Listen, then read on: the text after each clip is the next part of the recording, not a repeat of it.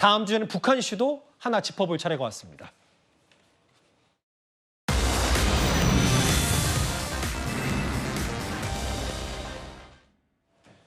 이 부분은 참 이례적이에요. 북한이 우리나라의 영화와 드라마는 못 보게 한다. 김정은의 특별지로 이건 얘기는 사실 많이 전해 들었었는데 형제 나라로 불리는 중국의 드라마 역시도 불순 녹화물로 지정한 것으로 알려졌습니다.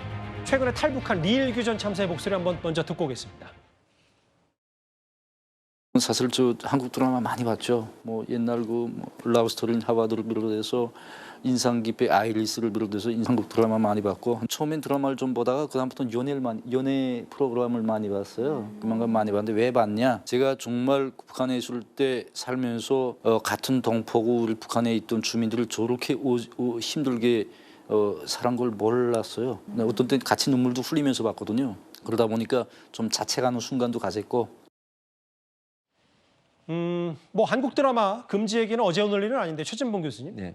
혈맹이라 불렸던 중국 영화도 시청 금지한다. 이게 상징하는 바가 큰 것 같아요. 그렇죠. 아무래도 중국과의 관계가 예전 같지 않다 이걸 보여주는 것 같아요. 시청 금지 목록에 뭐 여러 얘기들이 나오고 있는데 저 드라마들 예컨대 양산백과 추경대 이런 드라마들 같은 경우에는 이미 북한 사람들이 많이 봤대요. 그러니까 이게 유명한 드라마예요. 근데 이걸 더 이상 못 보게 만드는 거거든요. 그전에는 보도록 허용했다는 건데 갑자기 이번에 들어가지고 5월 정도에 이걸 시청금지 목록에 올렸다고 하는데 이게 그냥 중국뿐만 아니라 인도도 그렇고 러시아도 그렇고 몇몇 나라들의 영상 목록들을 상영 금지, 그러니까 시청 금지 목록으로 올렸다고 하는데 일단 중국과의 관계가 소원해졌다는 걸 증명한 거. 왜냐하면 코로나 이후에도요 중국과 국경 그 세관 업무가 정상화되지 않고 있어요 지금.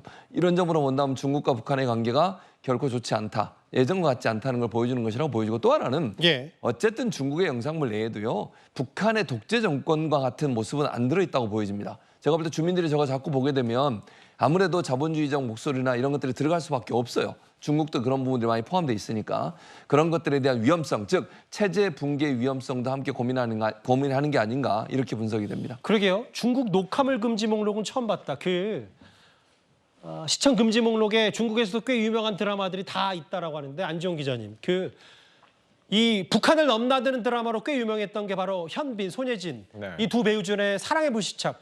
실제로 사랑의 불시착을 북한 주민들이 보고 저건 고증이 잘 됐고 이건 좀 북한 현실과 다르다 이런 정도의 인기가 있었는데 아예 중국 드라마까지 했다. 북한 주민들의 한국 드라마 사랑은 사실 남다른 편이잖아요. 사실 뭐 대장금부터 해서 사랑의 불시착까지 시대별로 인기 한국 드라마가 계속 회자가 됐습니다. 특히 사랑의 불시착 같은 경우는 북한의 인민군 장교와의 사랑 얘기였기 때문에 더더군다나 관심도가 높았는데 이외에 영화 기생충 그리고 오징어 게임 같이 대표적인 글로벌 한국 드라마를 많이들 보고 있다는 소식이 전해졌었죠. 근데 이들이 이번에 중국 드라마까지 포함해서 보지 못하게 한 거에 대해서는 사실 중국 드라마가 이 직전에 한국 드라마를 엄청 많이 수입을 하고 또 모방을 했습니다. 한국적인 색채가 많이 묻어 있다는 거죠. 그게 무슨 얘기일까요? 결국은 자본주의 색채가 많이 묻어 있는데 단순히 중국과의 관계도 있지만 결과적으로 볼 때 이런 드라마를 볼 때 그 안에 들어가 있는 문화, 자본주의적 문화를 보면서 북한 인민들이 어떠한 인식이 깨이는 거 이런 거에 대해서 우려 때문에 한국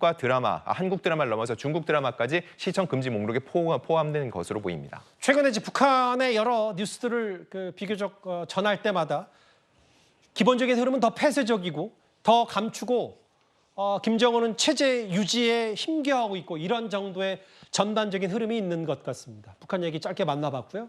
그러면 지금까지로는 여러분들의 목소리를 만나볼 차례입니다. 첫 번째 댓글입니다.